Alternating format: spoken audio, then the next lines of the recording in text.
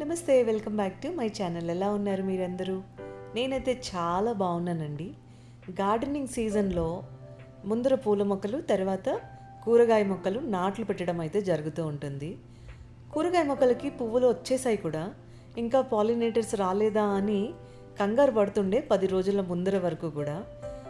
ఏమని ఫ్లవర్స్ అన్నీ బ్లూమ్ అయ్యాయో, బ్యాక్ యార్డ్ నిండా బోల్డ్ అని హనీబీస్ అండ్ బటర్ఫ్లైస్తో కలగలలాడుతూ ఉంది. నేచర్తో కనెక్ట్ అయినప్పుడు నేచర్ ఎప్పుడూ మనకు ఒక సైన్ చేస్తూ ఉంటుందన్నమాట, అది గుడ్ అయినా బ్యాడ్ అయినా. సో ఇలా బ్యాక్ యార్డ్ నిండా butterflies, honey bees, lady bugs ఇలాంటివి ముందరే చూసామనుకోండి, ఆ ఇయర్ అంతా కూడా చక్కగా బోల్డ్ అన్ని కూరగాయలు ఎక్కువగా ఇస్తుంది అని అలా అనిపిస్తూ ఉంటుంది నాకైతే. I love this. This is my favorite sweet. Wait, ఒక ప్లేట్ తీసుకో, అంతా అది కింద పడిపోతుంది. ప్లేట్లో పెట్టుకొని తిను. కాడు కట్లీ కాదు, ఓ ఎస్, కాజు కట్లీ. ఇది ఈవిడకి ఫేవరెట్ స్వీట్. వాళ్ళ నాన్న వచ్చేటప్పుడు తీసుకొచ్చారనమాట. ఇంకా ఈవిడ నిద్ర లేగంగానే బ్రష్ చేసి ముందు స్వీట్ తింటుంది. ఓకేనా టేస్ట్? ఎంజాయ్. ఎలా ఉంది? తెలుగు స్వీట్స్ తిని తెలుగు వచ్చేసింది. అయినా నువ్వు మంచిగా మాట్లాడతావు కదా.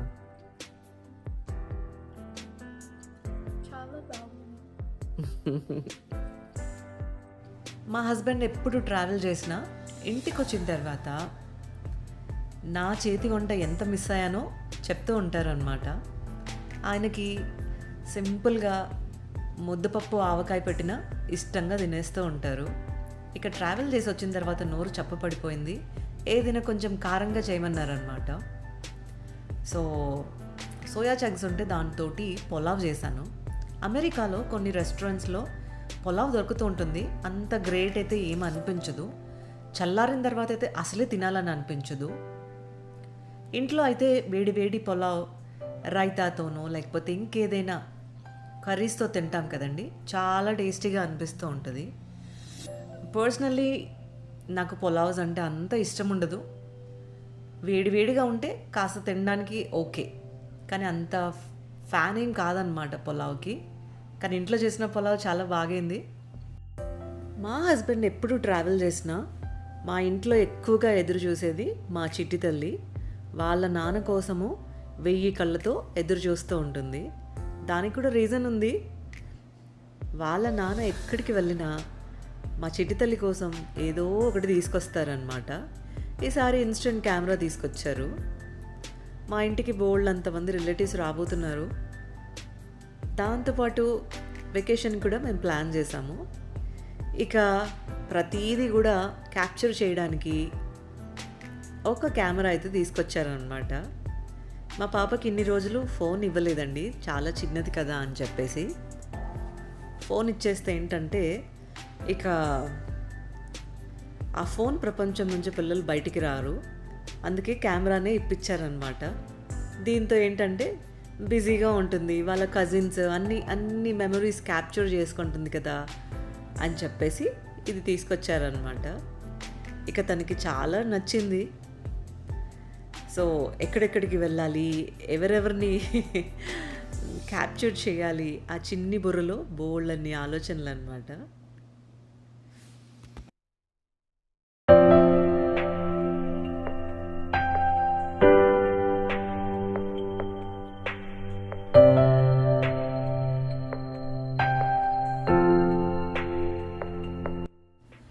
డిన్నర్కి శాండ్విచ్ చేయమన్నారు. అది కూడా చాలా సింపుల్గా చేసేస్తున్నాను. వంట నిజంగా బద్ధకమైతూ ఉంటుంది కొన్నిసార్లు అని అనుకున్నప్పుడు, లేదా రైస్ తినాలని లేదు, రోటీ చేయబుద్ధి కాదు అని అనుకున్నప్పుడు నేను ఇలా శాండ్విచ్ చేస్తూ ఉంటాను. దానికి wheat bread, mustard ketchup, fresh vegetables, cheese వాడేస్తున్నానండి. చాలా సింపుల్గా అండ్ టేస్ట్ అయితే బాగుంటుంది కూడా. దీనికి ఎలాంటి పెనం కూడా వాడాల్సిన అవసరం లేదు, ప్యాను పెనం ఏది వాడాల్సిన అవసరం లేదనమాట. ఇలా సింపుల్గా కూడా టేస్ట్ చాలా చాలా బాగుంటుంది.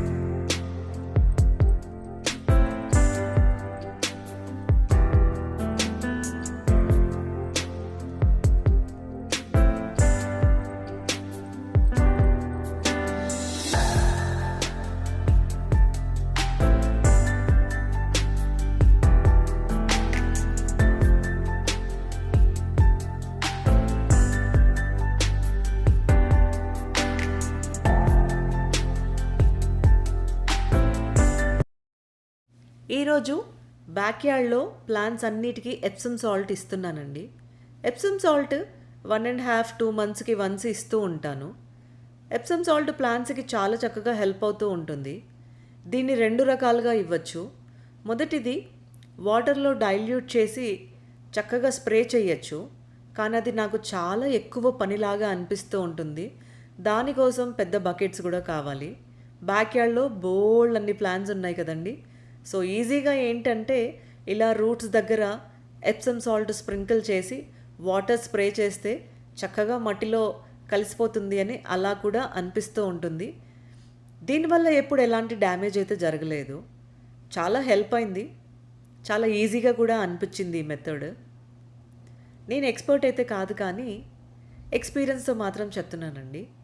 ఎప్సమ్ సాల్ట్ ప్లాంట్స్కి చాలా చక్కగా హెల్ప్ అయితే అవుతుంది. కానీ రెగ్యులర్గా అయితే ఇవ్వను నేను. ఎప్సమ్ సాల్ట్ 1.5 మంత్ 2 మంత్స్కి ఒకసారి ఇస్తే, రెగ్యులర్గా కాంపోస్ట్ 15 డేస్కి వన్స్, హోమ్ మేడ్ ఫర్టిలైజర్ 15 డేస్కి వన్స్ అలా ఇస్తూ ఉంటానన్నమాట. గార్డెనింగ్ స్టార్ట్ చేసినప్పుడు ప్రతిదీ కూడా ఎన్నో మిస్టేక్స్ తోటి నేర్చుకున్నాను. కొన్నిసార్లు ఫెయిల్ అయ్యాయి, కొన్నిసార్లు సక్సెస్ కూడా అయ్యాయి. సక్సెస్ అయిన స్టోరీస్ మాత్రమే మీతో షేర్ చేసుకుంటూ ఉన్నానన్నమాట. సో మనము విత్తనాలు లేకుండా స్టెమ్స్ తోటి బచ్చల కూరని నాటు పెట్టాం కదండి ఒక వీక్ బ్యాక్.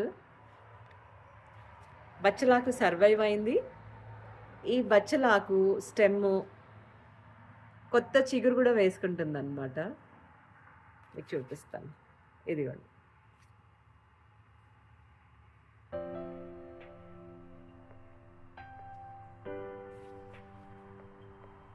ఓయా, నేను 2 స్టెమ్స్ పెట్టాను. 2 స్టెమ్స్ కూడా కొత్తగా చిగురు వేసేసుకుంటుంది.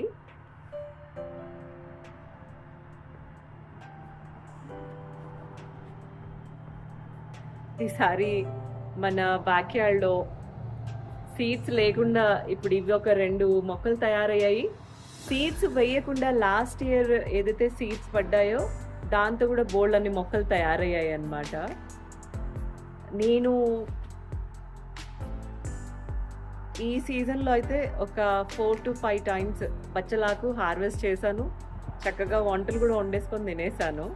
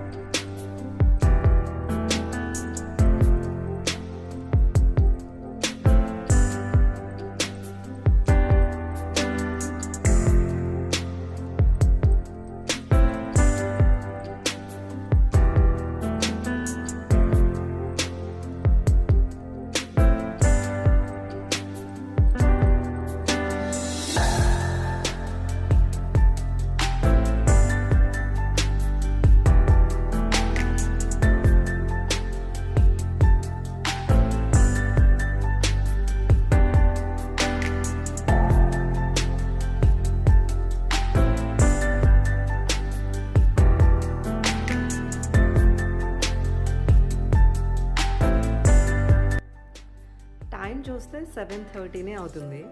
ఎండ చూడండి విపరీతంగా ఉంది. అందులో పాపని క్లాస్లో డ్రాప్ చేయాలి, అందుకే ఫాస్ట్గా వాటర్ స్ప్రే చేశాను అనమాట. సన్సెట్కి ముందర ఏమవుతుందంటే దోమలు విపరీతంగా ఉంటాయి. కుడితే కాళ్ళు చేతులు ఇంతలా వాస్తూ ఉంటాయి అన్నమాట. సో అందుకే త్వరగానే నీళ్ళు కొట్టేశాను. సో ఇవి ఈరోజు కబుర్లు. మరికొన్ని విశేషాలతో మరొక వీడియోలో కలుసుకుందాం. Thank you for watching.